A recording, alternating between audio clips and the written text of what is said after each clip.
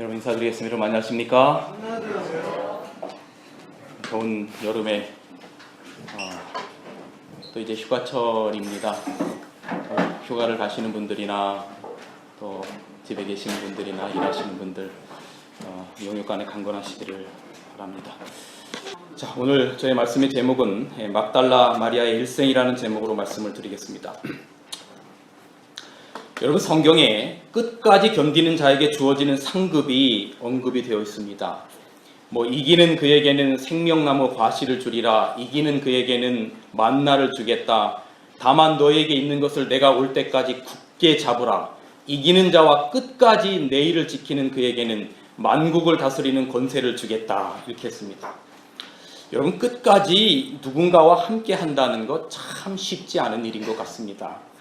그런데 저는 오늘 이 막달라 마리아의 삶을 통해서 정말로 주님과 끝까지 함께한 사람의 대명사 중에 한 명이 바로 이 막달라 마리아라고 하는 생각이 듭니다. 그래서 오늘 성경에 나타난 모든 막달라 마리아에 관련된 구절들을 다 살펴보겠습니다. 그래서 최대한 살펴봐서 종합해서 이 막달라 마리아 속에 임하시던 우리 주님의 모습을 함께 살펴보는 시간을 갖도록 하겠습니다. 여러분, 막달라 마리아가 처음 등장하는 곳이 어딘고 하면 누가복음 8장에 등장합니다.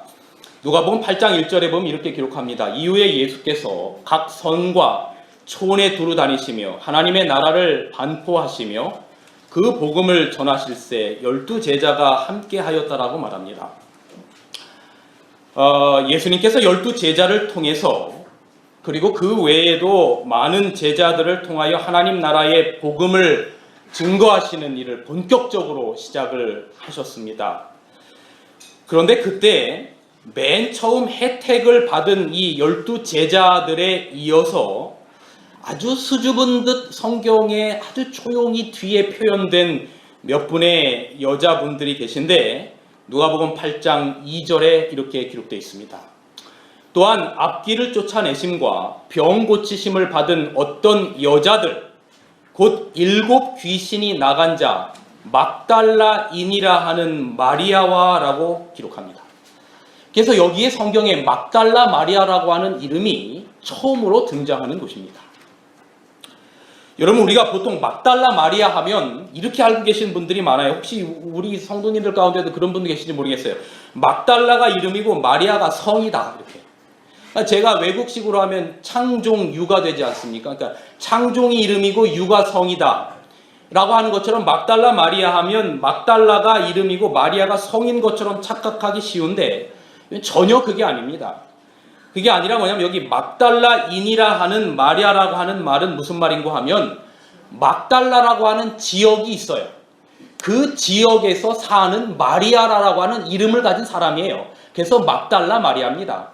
이런 식으로 표현하면 저는 뭐냐면 부여유창종 이렇게 되는 거예요. 제 고향이 부여니까 부여유창종 이렇게 이해하시면 되는 거예요. 막달라 지역에 살았던 마리아.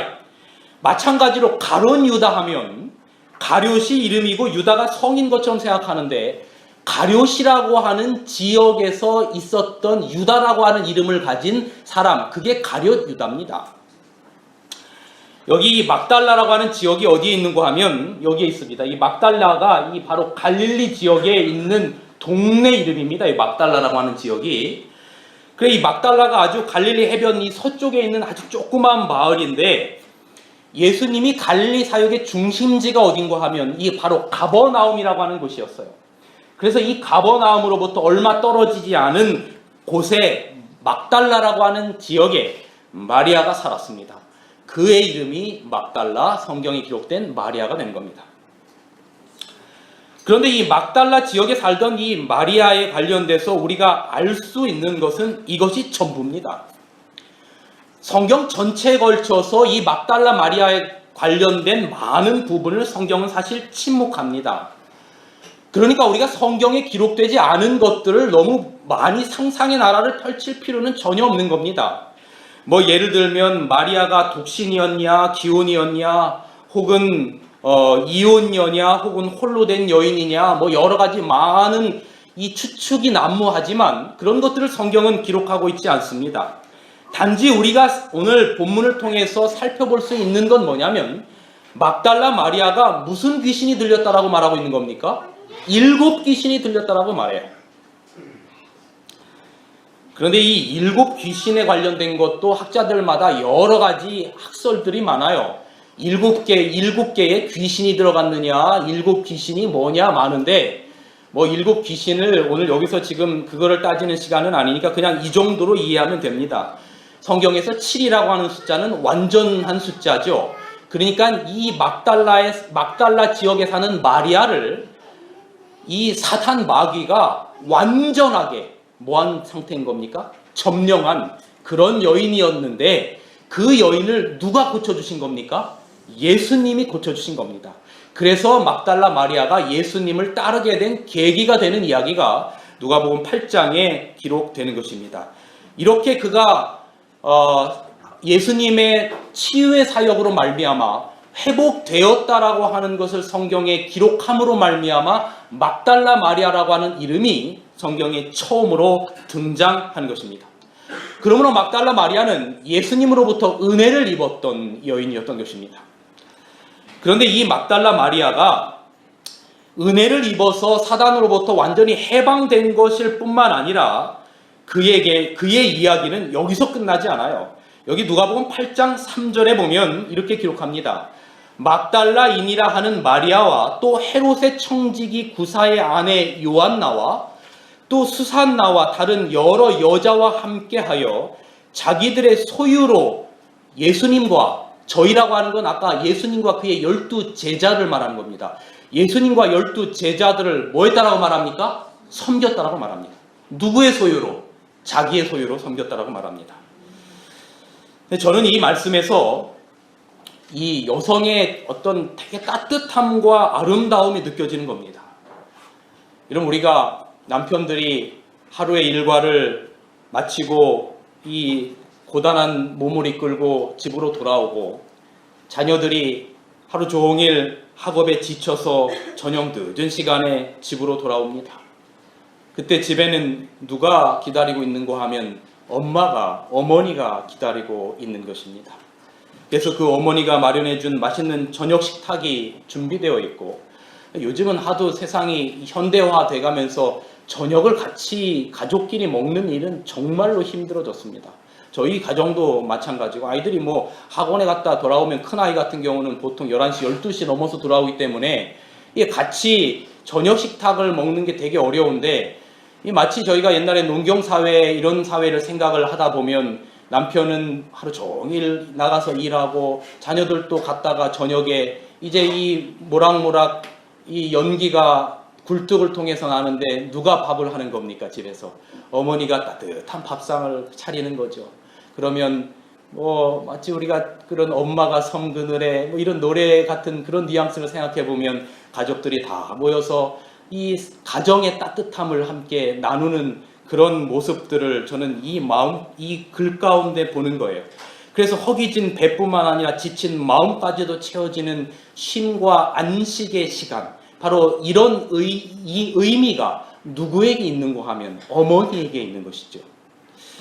그런데 이처럼 여러분 예수님께서 이 땅에 오셔서 어떤 이런 하늘 농사의 현장의 이면에 보이지 않는 엄마의 손길과 같은 손길이 있는 것입니다. 사람들이 쉽게 눈치채지 못하는 사역의 뒤편에서 정성스럽게 저녁 식사를 준비하는 그런 손길들이 있었던 겁니다. 그 역할을 누가 한 건가 하면 오늘 성경에 등장하는 막달라 마리아를 비롯한 몇몇의 여인들이 한 것입니다. 고된 하나님 나라의 농사일로 수고의 시간을 보내고 계시는 예수님과 그 제자들에게 피곤하고 정말로 배고픈 허기를 달래줄 저녁상을 준비하는 엄마의 역할을 하는 그런 여인들이 있었던 것입니다. 자신들의 경비로 손수 준비한 식사와 숙소가 이 여인들을 통해서 예수님과 지친 12 제자들에게 제공되었던 거예요. 아무도 주목하지 않는 그 뒤편에서 예수님을 도왔던 이 막달라 마리아를 비롯한 이 여인들이 실제적으로 하나님 나라의 사역에 숨겨진 영웅들이었던 것입니다. 가족을 위해서 저녁 식사를 준비해 놓고 기다리는 어머니의 마음처럼 예수님의 사역을 따뜻하게 품고 있었던 이들 중에 바로 막달라 마리아가 있었던 겁니다. 여러분, 오늘날 우리 교회도 그래요.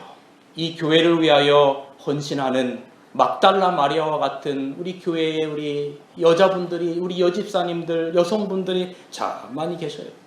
신기호 목사님이 살아계실 때 그분이 한 설교 가운데 제 머리 가운데 잊혀지지 않는 내용 가운데 하나가 뭐냐면, 아마 하늘나라에 가면 성비가 불균형할 것이다 그랬어요. 왜냐하면 하늘나라에 가면 여자들이 훨씬 많을 것이다 그랬어요. 그도 그럴 것 같은 게, 뭐 어느 교회를 가든지 그 교회의 성비를 이렇게 비교해 보면 남자들보다 누가 훨씬 많은 겁니까? 여자들이 훨씬 많은 거예요. 근데 이 여자분들이 다 하는 일들이 뭐냐면 뒤에서 조용히 식당 한켠에서 또 곳곳에서 말없이 이름 없이 빛 없이 마치 엄마가 가족들을 기다리며 저녁 밥상을 사리는 것과 같은 그런 따뜻한 손길에 여자분들이 있는 것이죠. 우리 교회에도 그런 우리 집사님들과 우리 여자분들이 계심으로 인해서 하나님 앞에 감사를 드리는 것입니다. 이 막달라 마리아의 사역. 그런데 여기 마가복음 15장 41절에 보면 이렇게 기록합니다. 제가 오늘 이 막달라 마리아에 관련된 성경절들을 꽤 많이 오늘 여러분들에게 좀 말씀을 드리려고 합니다. 마가복음 15장 41절에 보면 이들은 예수께서 갈릴리에 계실 때에 쫓아 섬기던 자요, 또 이외에도 예수와 함께 예루살렘에 온 여자가 많이 있었더라 그랬어요. 그러니까 이 이야기가 뭐냐면, 여러분, 예수님이 갈릴리 지역을 중심으로 선교를 하시다가 예수님이 어디로 오시는 겁니까? 예루살렘으로 오셨어요. 그런데 예루살렘으로 오실 때 예수님을 따라서 예루살렘에 쫓아온 여자들이 있었다라고 말합니다. 그런데 바로 여기서 말하는 이들이 누군가 하면 바로 마가복음 15장 한 절 앞에 40절에 이렇게 기록합니다. 멀리서 바라보는 여자들도 있는데 그 중에 누가 있는 것입니까? 막달라 마리아가 있는 것입니다. 막달라 마리아와 또 작은 야고보와 요새의 어머니 마리아와 또 살로메가 있었다라고 하는 것입니다.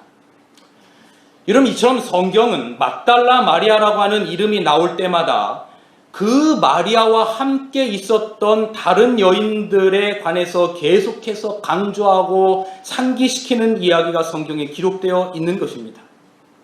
그렇게 성심성의껏 예수님을 마치 가족을 기다리는 엄마의 따뜻한 저녁을 차리는 모습처럼 그렇게 예수님을 섬겼던 사람이 바로 막달라 마리아였던 것입니다. 자, 여러분, 마가복음 15장 39절로 가면 이렇게 기록하고 있습니다. 예수를 향하여 섰던 백부장이 그렇게 운명하심을 보고 가로되 이 사람은 진실로 하나님의 아들이었도다 하니. 그리고 그 다음에 기록되어 있는 40절을 보십시오. 멀리서 바라보는 여자들도 있는데 그 중에 또 누가 있었다고 아까 말씀드린 것처럼 막달라 마리아와 다른 여자들이 있습니다. 여러분, 이 40절이 암시하는 바가 무엇인가 하면 막달라 마리아와 함께 있었던 여인들은 예수님의 십자가 사건의 증인이 되었다라고 하는 것입니다. 다시 말하면 예수님께서 십자가에 달려 돌아가시던 그 순간까지 막달라 마리아는 십자가 곁에 있었던 겁니다. 아까 말씀드린 것처럼 이 막달라라고 하는 지역, 이 갈릴리 지역에서 예수님을 발견하고 거기에 살던 여자가 예수님께서 예루살렘으로 오심으로 말미암아 예루살렘으로 옮겨서 예수님의 사역을 뒤에서 도왔던 거예요.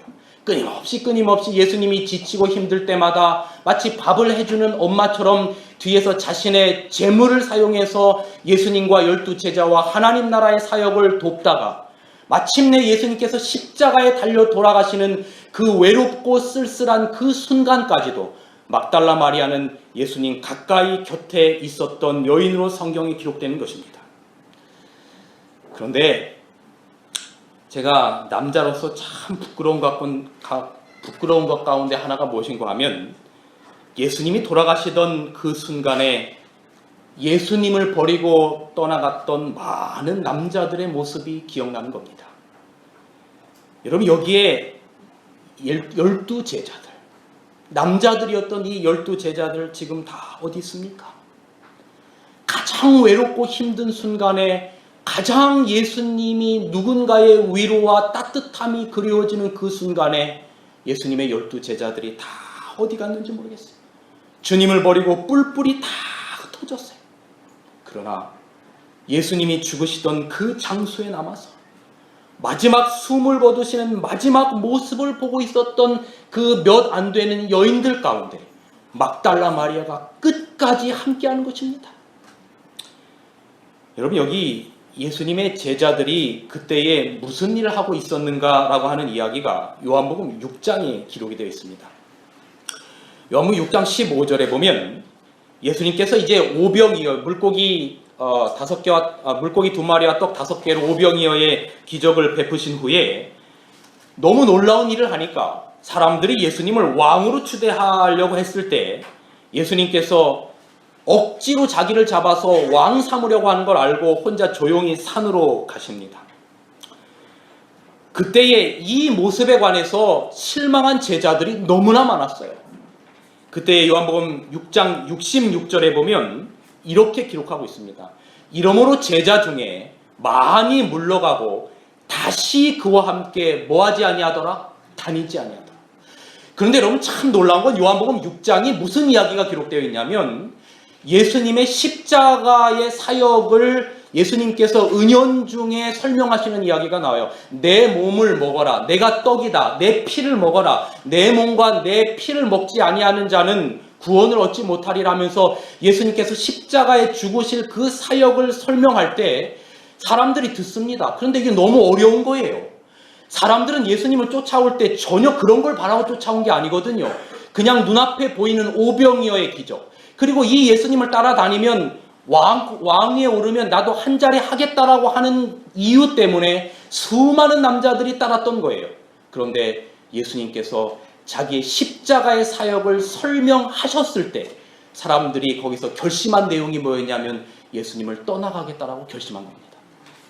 그래서 많은 제자들 가운데 많이 물러가고 다시는 그와 함께 뭐하지 아니하니라? 다니지 아니하니라. 사람들이 영광은 좋아하는데 무엇은 싫어하는가 하면 십자가는 싫어하는 겁니다. 이 대부분의 제자들이 누구였는가 하면 남자들이었어요. 그런데 여러분, 이 67절에 그 모습을 바라봤어요. 여러분, 누군가가 나를 떠난다는 것, 참 그것처럼 쓸쓸한 게 없어요.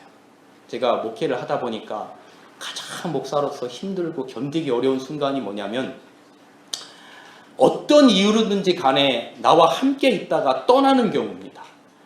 그러니까 불가항력적인 경우가 있어요. 제가 춘천에서 목회를 하면서 1년에 한 400가정씩은 떠나요. 30, 40대들이. 왜냐하면 아이들이 고등학교, 대학을 진학하기 위해서 전부 다 어디로 떠나오냐면 별내 쪽으로 떠나옵니다. 그래서 막 이 3040 가족들이 연초만 되면 아이들의 교육 문제를 가지고 다 이제 학교 쪽으로 다 떠나올 때 그들 가서 이사 잘하도록 기도해주고 또 이사 한 대 끝까지 찾아가서 기도해주고 하지만 마음 한켠에 이게 참 쓸쓸하고 허전함들이 그런 게 있어요. 근데 여러분, 이 예수님이 하늘 생명의 십자가의 사역에 관해서 설명할 때 많은 사람들이 떠나고 다시는 그들이 예수님과 함께 하지 않는 모습을 볼 때 예수님이 얼마나 마음이 서운하셨을까요? 그때 예수님이 제자들에게 뭐라고 말하냐면 이렇게 말합니다. 얘들아, 너희도 가려느냐? 너희도 가려느냐? 그러자 언제나 제일 먼저 나서기를 좋아하는 베드로가 뭐라고 말하냐면 주여, 영생의 말씀이 계심에 우리가 뉘게로 가오리까? 영생의 말씀이 여기 있음에 우리가 뉘게로 가오리까? 그때 예수님께서 독백 가운데 이렇게 요한복음 16장 32절에 말씀하시는데 보라, 너희가 다 각각 제 곳으로 흩어지고 나를 혼자 둘 때가 오나니 벌써 왔도다. 그렇게 말하는 이 제자들, 12 제자들, 베드로까지도 예수님을 부인하고 떠날 것을 예수님이 이미 예견하시고 알아보시면서 말씀하시기를 얘들아, 너희가 다 각각 흩어지고 나를 혼자 둘 때가 오나니 벌써 왔도다 라고 하는 겁니다.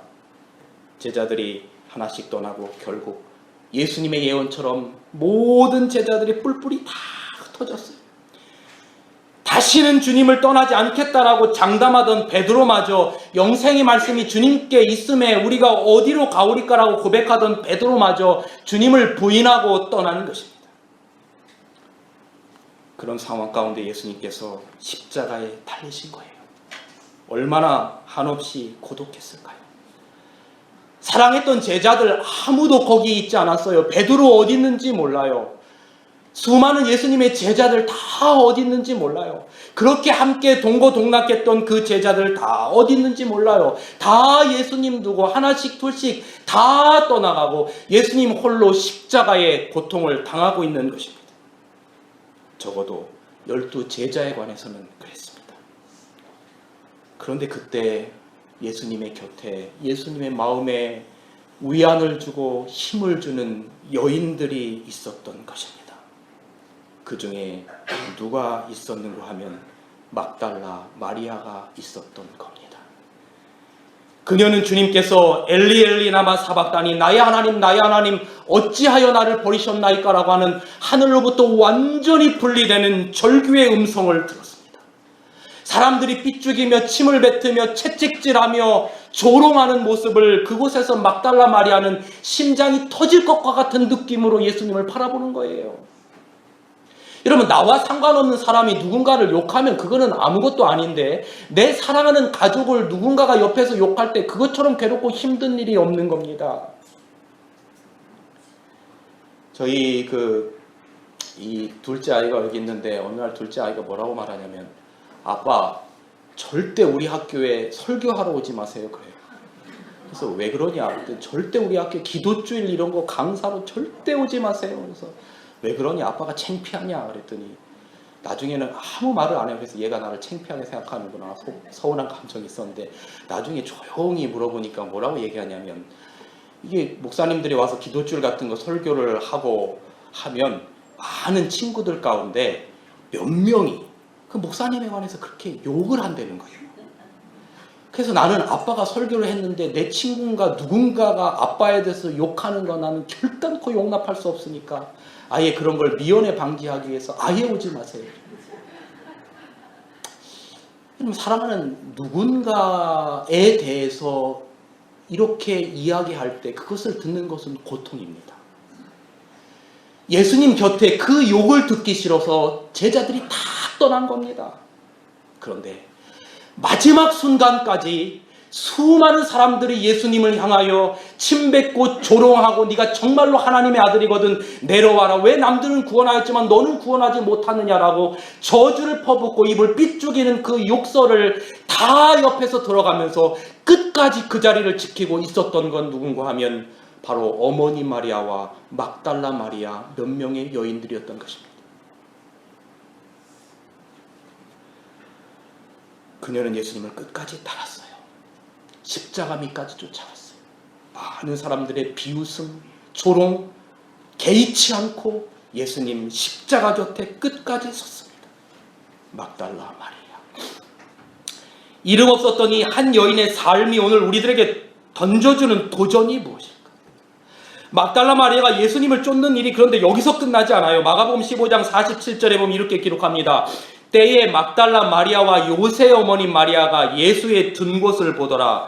막달라 마리아는 예수께서 십자가에서 돌아가신 것만 본 게 아니라 어디까지 왔냐면 십자가에서 죽으시고 시신이 안치된 곳까지 와서 그 마지막 장면을 목격합니다. 그런데 여기서만도 끝나는 게 아니라 이 주님을 향한 이 막달라 마리아의 추적은 놀라워서 주님을 따라오는 이 여인의 발걸음은 끝까지 끝나지 않는 겁니다. 여러분, 여기에 그의 네 번째 국면이 있는데 부활의 증인이 되는 막달라 마리아입니다. 요한복음 20장 1절에 보면 이렇게 기록합니다. 안식 후 첫날 이른 아침 어두울 때에 막달라 마리아가 무덤에 와서 돌이 무덤에서 옮겨간 것을 보고, 여인이 어디까지 쫓아왔냐면 빈 무덤가까지 쫓아왔어요. 일요일날 아침입니다. 안식일을 보내고 나서 안식일 내내 아마 이 막달라 마리아의 마음 가운데는 예수님 때문에 마음이 편하지 않았을 겁니다. 오로지 그의 머리 가운데는 십자가만 있었을 겁니다. 그러나 성경에 말한 것처럼 계명을 쫓아 이 여자들이 안식일에 쉽니다. 그리고 안식일이 끝나자마자 그 다음 일요일날 새벽에 그가 가장 먼저 예수님의 무덤에 찾아갔는데 그게 막달라 마리아였어요. 그녀가 사랑했던 주님, 그녀가 신뢰했던 주님, 자기의 삶을 완전히 변화시켰던 이 놀라운 주님이 이렇게 돌아가시다니 하면서 가슴이 무너지는 단장의 고통을 가지고 그곳에 간 겁니다. 동이 트자마자 주님이 묻혀있는 무덤을 향해 간 겁니다. 여러분, 이 주님을 향한 끈질긴 막달라 마리아의 모습을 보는 겁니다. 뿐만 아니라 우리는 인상 깊은 장면을 발견합니다. 마가복음 16장 1절, 안식일이 지남에 막달라 마리아와 야곱의 어머니 마리아와 또 살로메가 가서 예수께 바르기 위하여 향품을 사다가 두었다라고 기록합니다. 향품을 가지고 왔어요. 막달라 마리아, 야고보의 어머니 마리아와 살로메, 이 세 여인은 마치 삼총사처럼 언제나 팀을 이루어서 등장합니다. 아마 이 세 여인이 서로 지치면 격려하고 용기를 주고 그렇게 믿음의 동역자로 함께 부활을 증거하는 초대교회의 주인공들이 되었을 겁니다. 여러분, 우리 주변에 주님을 함께 섬기며 함께 그리스도인의 교제가 있다라고 하는 것은 대단히 놀라운 특권입니다. 그래서 여러분, 신앙이라고 하는 것이 나 혼자 골방에서만 하는 게 아니라 교회에 와서 성도들과의 이런 관계들을 통해서 소그룹의 모임을 통해서 해야 되는 이유가 바로 여기에 있어요. 여러분, 우리는 항상 연약해서 사단이 말이죠, 우리를 자꾸 어제 저녁에 말씀드린 것처럼 우리가 입은 이 의의 옷을 자꾸 버리려고 합니다. 그래서 더 좋은 걸 자꾸 주는 거죠. 야, 이 구찌 옷 한번 입어봐라. 그 다음에 또 무슨 옷이라 그랬더라. 그 다음에 무슨 이 프라다 옷, 프라다가 있나? 뭐 이런 옷 한번 입어봐라. 자꾸 우리한테 유혹을 줄 때, 여러분, 우리가 혼자 지내게 되면 그거 견딜 수가 없는 거예요. 그래서 신앙이라고 하는 것이 뭐냐면 우리가 하나의 공동체로 이루어지는 것입니다. 그래서 예수님 이 막달라 마리아와 함께 신앙의 공동체로 등장하는 이 여인들이 항상 등장하는 모습을 우리가 보게 되는 것입니다. 그들이 향품을 준비했어요. 향품을 사다 두었다가 어떻게 하냐면 여기 마가복음 16장 2절에 이렇게 기록합니다. 안식 후 첫날 매우 일찍이 해돋는 때에 그 무덤으로 가서라고 기록하고 있습니다. 그 전날 미리 사두었던, 아마 안식일이 오기 전에 미리 준비해 두었던 향유를 예수님에게 발라드리기 위하여 무덤으로 간 것입니다. 마태복음 27장 61절에도 바로 이 예수님께서 돌아가시던 시절의 이야기인데, 예수님의 시신이 마리아의 이 아리마대 요셉의 무덤에 안치되었을 때에 그에게 나타난 막달라의 마리아의 모습이 대단히 인상적인데, 우리 이거 다 같이 한번 읽어보실래요? 마태복음 27장 61절. 거기 막달라 마리아와, 시작. 다른 마리아가 무덤을 향하여 앉았더라라고 말합니다. 여러분, 주님이 무덤에 안치되었을 때에 막달라 마리아와 다른 마리아가 그 앞에 앉아서 주님이 누워 계신 무덤을 오랫동안 응시하고 있었다라고 말하는 것입니다. 그렇게 사랑하는 사람을 무덤 가운데 묻어놓고 떠날 수 없는 겁니다. 우리가 우리의 사랑하는 가족을 죽음으로 말미암아 헤어져서 무덤 가운데 묻고 떨어지지 않는, 그래서 그곳에서 다른 관계없는 사람들은, 그냥 체면 때문에 참석했던 사람들은 그냥 아무런 의미 없이 그 예배가 끝나면 돌아오지만 끝까지 그 곁에서 떠날 수 없는 사람이 누군가 하면 사랑하는 가족들 아닙니까? 마찬가지로 막달라 마리아도 예수님을 그곳에다 묻어놓고 그 무덤을 향하여 앉아서 떠날 수 없는 겁니다. 그래서 그곳을 멍하니 오랜 시간 동안 앉아 있었다라고 성경은 이야기하는 겁니다. 그녀가 사랑했던 주님이 무덤에 들어갔어요. 그 무덤을 향하여 그들이 멍하니 앉아 있는 겁니다. 얼마나 인상 깊은 장면입니까? 그럼 다시금 요한복음 20장으로 돌아옵니다. 요한복음 20장 1절은 막달라 마리아가 무덤에 찾아온 장면을 기록하고 있는데, 이어서 2절을 보면 이렇게 기록합니다. 시몬 베드로와 예수의 사랑하시던 그 다른 제자에게 달려가서 말하되, 이게 지금 누가 말하는 거냐면 막달라 마리아가 예수님의 무덤이 빈 것을 가장 먼저 보고 남자들, 제자들에게 가서 우리가 예수님을 거기다 두었는데 도대체 예수님이 어디 있는지 모르겠다라고 말하는 이야기가 여기 기록된 것입니다. 빈 무덤을 가장 먼저 예수님의 제자들에게 말해준 사람이 누구였는가 하면 막달라 마리아였던 것입니다. 그리고 여기 또 다른 마리아의 이미지가 보는데 요한복음 20장 13절에 이렇게 기록합니다. 천사들이 가로되 여자여 어찌하여 우느냐. 예수님의 시신이 없어진 겁니다. 그래서 무덤가에서 하염없이 울고 있는 막달라 마리아의 얼굴을 연상해 보세요. 이 여인의 가슴에서 도저히 꺼버릴 수 없는 주님을 향한 애정을 가지고 주님을 생각하고 울고 있었던 이 막달라 마리아를 향하여 천사가 내려와서 말합니다. 어찌하여 마리아야 어찌하여 우느냐. 여러분, 그런데 여기 요한복음 20장 15절에 보면 드디어 그 예수님께서 이렇게 말씀하십니다. 예수께서 가라사대 여자여 어찌하여 울며 누구를 찾느냐 하시니. 마리아는 그렇게 기다리던 예수님이 누군지 알아보지 못하고 동산지기인 줄 알고 가로되, 아마 예수님의 얼굴도 보지 못하고 울면서 계속 울고 있을 때 누가 와서 말을 걸었겠죠. 어찌하여 울며 너는 누구를 찾느냐. 그러니까 이 마리아가 말하기를 등산지기인 줄 알고 말하되, 주여, 이 말은 선생님이여 당신이 혹시 내 사랑하는 주님을 옮겨갔거든 어디에 두었든지 내게 이르소서. 그러면 내가 주님의 시신을 가져가리이다. 여러분, 이 마음이 느껴지시나요?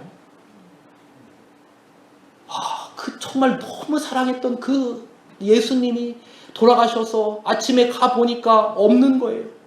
그래서 누가 훔쳐간 거로 생각하는 거야. 그래서 하염없이 그 예수님의 무덤 앞에서 앉아서 울고 있는데 고개도 들지 못하는데 누군가가 왔는데 그분이 예수님이에요. 어찌하여 우느냐. 부활하신 예수님이죠.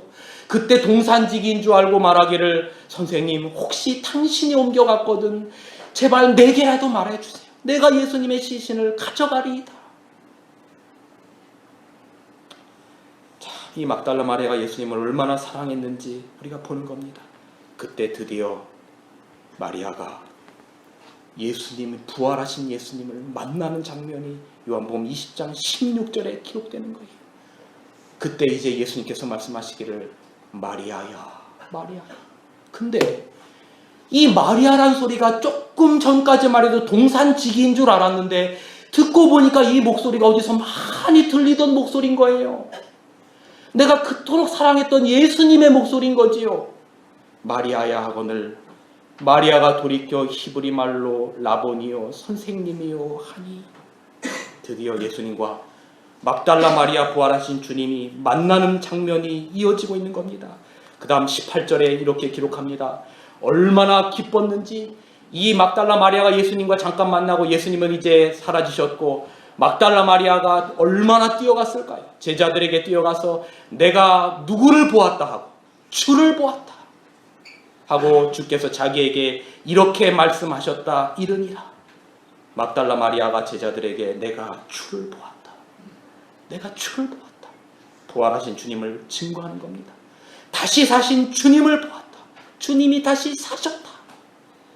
이 부활하신 주님의 목격자로 증인으로 말하고 있는 이 마리아의 모습을 보는 겁니다. 그리고 그의 마지막 국면이 바로 이것입니다. 여러분, 이제 이렇게 해서 예수님께서 하늘로 승천하시고 막달라 마리아가 보는 가운데 예수님께서 사도행전 1장에 보면 하늘로 승천하셨어요. 그리고 이제 내가 다시 오리라. 너희 천사가 또 하늘로 올라가면서 바라보고 있는 이 제자들에게 말하기를 어찌하여 서서 하늘을 쳐다보느냐. 이 하늘 가운데 올리신 이 예수는 너희가 본 그대로 다시 오리라. 그렇게 말씀하시는 그 가슴 벅찬 재림의 소망의 이야기를 듣고 그 다음서부터 그 모든 제자들이 함께 모여서 초대교회의 오순절의 성령의 역사가 일어나는데, 여러분 그 자리에 여기 요한복음 1장 14절에 이렇게 기록합니다. 여자들과 예수의 모친 마리아와 예수의 아우들로 더불어 마음을 같이하여 전혀 기도에 힘썼다라고 말합니다. 성경에 여기 사도행전 1장에는 막달라 마리아의 이름이 나오지 않습니다. 그러나 제가 100% 확신하건대 이 여자 가운데 바로 누가 있었을까요? 막달라 마리아가 있었던 것입니다. 그리고 이 막달라 마리아가 초대교회에 놀라운 복음을 증거하는 역할을 하는, 그런 초대교회의 제자들의 끊임없이 뒤에서 밥을 차려주는 어머니 역할을 하는 그러한 사람으로 살다가 그리스도 안에서 잠들고 예수님의 재림을 기다리는 사람 가운데 있을 것을 확신하게 되는 것입니다. 그럼 저는 이제 오늘 말씀을 줄이면서 반주자님 반주 좀 하나 부탁드리겠습니다. 여기 막달라 마리아, 여기 참으로 어두운 삶의 길을 걷다가 삶의 한 모퉁이에서 만난 주님을 통해서 변화받아서 새로운 삶을 시작한 여인이 여기에 있습니다. 사단으로부터 완전히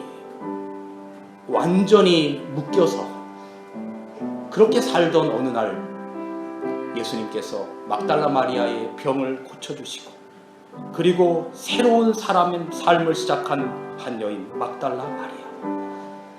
옛날처럼 많은 사람들 앞에서 손가락질을 당하는 정신병자나 절망으로 허덕이는 광인이 아니었습니다. 이제는 세상을 변화시키며 하나님 나라를 위해서 일하고 있는 이 놀라운 제자들의 무리 속에 끼일 수 있는 이 여인의 놀라운 변화를 오늘 우리는 살폈습니다. 한 사람이 주님을 만난다는 사실이 얼마나 놀라운지, 얼마나 기이한 하나님의 사역인지, 마리아 이와 같은 변화는 주님의 은혜 때문이었습니다. 사실 마리아는 예수님의 부활까지 기대하고 있었지 않았습니다. 단지 주님의 시신에 향료를 발라드리려는 마음을 가지고 무덤에 왔을 따름입니다. 그러나 주님이 묻혔다라고 생각했던 그 무덤은 텅 비어 있었고 부활하신 주님이 그 동산에 계셨던 겁니다. 마리아가 주님을 찾아온 것이 아니라 사실은 주님이 먼저 마리아를 기다리고 계셨던 것입니다. 자기 앞에 서 있는 그 예수님이 동산지기인 줄 알고 그를 향하여 예수님의 시신이 어디 있냐고 물었을 때 이 막달라 마리아를 향해서 말씀하시던 주님의 음성을 여러분 기억합니까? 마리아야, 마리아야. 그분은 먼저 거기 계셨어요. 마리아가 주님을 찾았던 것이 아니라 주님이 마리아를 찾고 계셨어요. 마리아를 찾아주시고 마리아를 변화시켰던 그 주님은 다시 마리아의 생애 속에 이 찬란한 환희를 안겨주시고 또 그를 놀라운 사도행전의 주인공으로 사용하시는 주님의 이 놀라운 사역을 보십시오. 여러분, 주님이 부르시는 겁니다. 마리아야, 마리아야. 오늘 이 주님이 어디 계십니까? 2000년 전 부활한 그 아리마대 요셉의 그 동산에만 있었던 것이 아니라 여러분, 오늘 우리의 삶 가운데 그 예수님이 여러분과 함께 계시다는 사실을 기억하시길 간절히 바랍니다. 여러분의 삶의 현장에서 어떤 이유로든지 간에 절망 가운데 있을 때 여러분을 부르셨던 그 예수님께서 여러분의 이름을 부르신다라고 하는 사실을 여러분 기억하십시오. 마리아야, 사랑하는 성도 여러분, 따뜻한 엄마의 손길로 평생 주님의 뒤에서 묵묵히 따랐던 마리아의 일생이 오늘 우리의 일생이 되기를 간절히 바랍니다. 이기는 자, 끝까지 견디는 자에게 주어지는 상급이 여러분과 저의 것이 되기를 간절히 바랍니다. 마리아가 주님을 향한 그 사랑이 끊이지 않았던 것처럼 오늘 우리의 신앙이 그 세상의 어떤 것으로 인해서 절망하지 않고 우리 주님 영광 가운데 이 땅에 오시는 그날 저 높은 곳을 바라보며 끝까지 행진하다가 우리 주님 영광 가운데 이 땅에 천만천사 대동하고 오실 때 마리아라고 불렀던 그 음성이 여러분의 이름을 부르시는 그 영광스러운 재림의 그날 그같이 여러분의 이름이 호명되기를 간절히 바랍니다. 마리아야, 이것이 주님께서 부르시는 여러분의 음성이 되기를 바라면서 오늘 말씀을 줄이겠습니다. 주님, 막달라 마리아의 마음에 들어오신 후 막달라 마리아는 끝까지 주님을 사랑하며 주님의 십자가의 곁을 지키며 부활의 증인이 되고 초대교회의 증인이 되었습니다. 아버지, 주님 우리 마음에 들어와 계심을 인해 감사합니다. 이 신앙 저희도 막달라 마리아처럼 끝까지 잡도록 도와주셔서 주님 부활하시고 막달라 마리아 부르셨던 그 음성이 우리 주님 영광 가운데 이 땅에 다시 오실 때 우리들의 이름을 부르실 때 우리가 듣는 음성이 되게 하여 주옵소서. 이제는 우리 하나님의 사랑과 예수 그리스도의 은혜와 성령 하나님의 감화 감동 교통하심이 이 무더운 날 우리 온 성도들에게 함께하여 주옵소서. 예수님의 이름으로 기도합니다. 아멘.